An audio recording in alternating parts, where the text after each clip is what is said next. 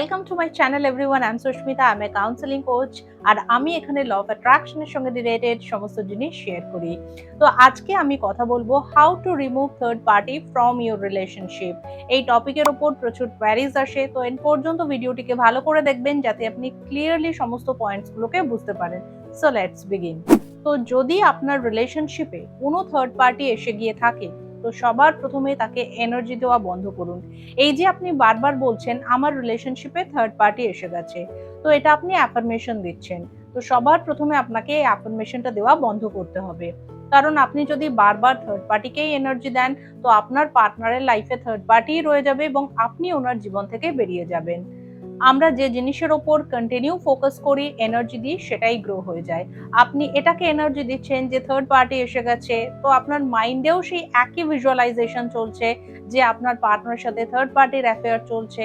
তো সেটাই ধীরে ধীরে আপনি আপনার লাইফে অ্যাট্রাক্ট করছেন। So the first point is stop giving energy on third party. আপনার পার্টনারের সাথেও কোনোভাবে এই থার্ড পার্টিকে নিয়ে আলোচনা করবেন না। নিজেকে বলুন কোনো থার্ড পার্টি নেই। যদি তাও থার্ড পার্টি রিলেটেড থটস আপনার মাথায় চলতেই থাকে, তাহলে থার্ড পার্টির নাম নিয়ে শুধু এটুকু অ্যাফার্ম করুন যে সে খুব ভালো একটা ছেলে বা মেয়ের সাথে এঙ্গেজ হয়ে গেছে এবং সে তার রিলেশনশিপে খুব সুখে আছে। এভাবে আপনাকে থার্ড পার্টিকে ব্লেসিংস দিতে হবে। এতে আপনার কর্মও খারাপ হবে না এবং থার্ড পার্টিও এনার্জি পাবে না। সেকেন্ড পয়েন্ট, আপনাকে আপনার রিলেশনশিপকে, মানে আপনার পার্টনারের সাথে আপনার যে রিলেশনশিপটা আছে সেটাকে আপনাকে হিল করতে হবে। এটার জন্য আপনি ওনাকে লাভ ভাইব্রেশন পাঠাতে পারেন, আর তার সাথে নিজের রিলেশনশিপকে অ্যাফার্মেশন দিন যে আমার পার্টনার আমাকে ভীষণ ভালোবাসে, our relationship is full of love, respect and care. আর তাছাড়া আপনার রিলেশনশিপে যা যা ভালো ভালো জিনিস আছে সেই সমস্ত কিছুকে ভিজুয়ালাইজ করুন। আর আপনি চাইলে এই অ্যাফার্মেশনগুলোকে ইউজ করে যে কোনো টেকনিকও করতে পারেন। ল অফ অ্যাট্রাকশনে প্রচুর টেকনিক রয়েছে যে কোনো জিনিসকে ম্যানিফেস্ট করার জন্য। Third point is self love. নিজেকে ভালোবাসুন, নিজের ভাইব্রেশনের খেয়াল রাখুন, নিজেকে হিল করার জন্য হো'ওপনোপোনো প্রেয়ার করুন। কারণ সেলফ লাভ ছাড়া কোনো টেকনিকই কিন্তু কাজ করে না। ডু ইউ নো আপনার রিলেশনশিপে কেন থার্ড পার্টি এসেছে? কারণ আপনার সেলফ লাভ এবং সেলফ রেসপেক্ট দুটোই শেষ হয়ে গেছে।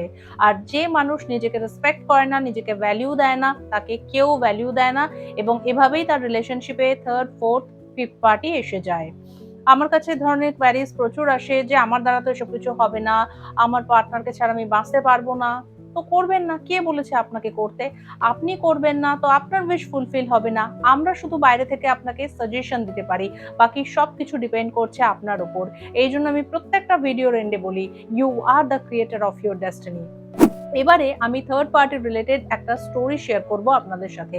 একটা মেয়ে ছিল আমার চেনা জানা, সে তার বয়ফ্রেন্ডকে সবসময় ডাউট করতো। তার মাথায় সবসময় একটাই থট চলতো যে যদি থার্ড পার্টি এসে যায় আমার রিলেশনশিপে, অ্যান্ড ট্রাস্ট মি হলোও তাই। তার রিলেশনশিপে সত্যিকারে তার পার্টনারের লাইফে একটা থার্ড পার্টি চলে এলো। তো মেয়েটি যখন আমার কাছে এসে বলল, তো তখন আমি মেয়েটিকে এটাই করতে বলেছিলাম যা যা আমি ভিডিওতে আপনাদেরকে বললাম। আর মেয়েটা কান্নাকাটি না করে পজিটিভলি এই সমস্ত কিছুকে ফলো করেছিল এবং তার পার্টনার থার্ড পার্টিকে ছেড়ে শেষ পর্যন্ত তার লাইফে ফিরে এসেছিল। এবং মেয়েটি এখন তার পার্টনারকে একদম ডাউট করে না, নেগেটিভ হয় না, ইনসিকিউর হয় না, and now they are happily married. তো আপনাকেও ডাউট করলে হবে না, থার্ড পার্টিকে এনার্জি দিলে হবে না। আপনার পার্টনার আপনাকে খুব ভালোবাসে, ট্রাস্ট মি। তাই হ্যাপি থাকুন, পজিটিভ থাকুন এবং ট্রাস্টের সাথে পুরো প্রসেসটাকে ফলো করুন। সো আই হোপ এই ভিডিওটা আপনাদের জন্য হেল্পফুল হবে। যদি আপনাদের এই ভিডিও রিলেটেড কোনো কোয়ারিজ থাকে, then let me know in the comment section. তাহলে দেখা হচ্ছে আবার নেক্সট ভিডিওতে। অলওয়েজ রিমেম্বার, আপনি আপনার ডেস্টিনির ক্রিয়েটর নিজে। তাই সবার প্রথমে নিজেকে রিয়ালাইজ করুন, নিজেকে ভালোবাসুন এবং নিজের উপর বিশ্বাস রাখুন। Thank you so much.